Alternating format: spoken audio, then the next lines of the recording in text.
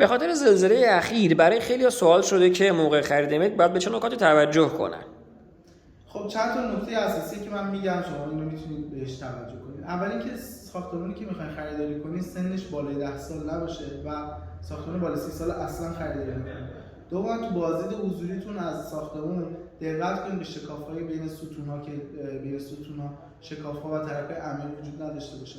از لحاظ سازه‌ای که داره بودروم یا زیرزمین هست، خصوص سازهای بزرگتر که داره پارکینگ‌های طبقاتی هستن، از استحکام بیشتری برخوردارن. خب باید دقت کنیم که اولا این موضوع رعایت شده باشه و داشته باشه و دوم اینکه داره رطوبت شدید و آب گرفتگی نباشه این بودروم‌ها و طبقات زیری.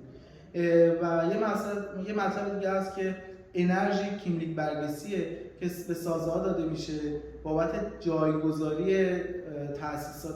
خب این دو تا وجه مختلف داره. یک وجهش صرفه‌جویی در مصرف انرژی شماست که یه جدای بحث زلزله است و اون بخشی که مربوط به زلزله است جایگذاری تأسیسات در نقشه و سازه است که باعث میشه که خطرات احتمالی بعد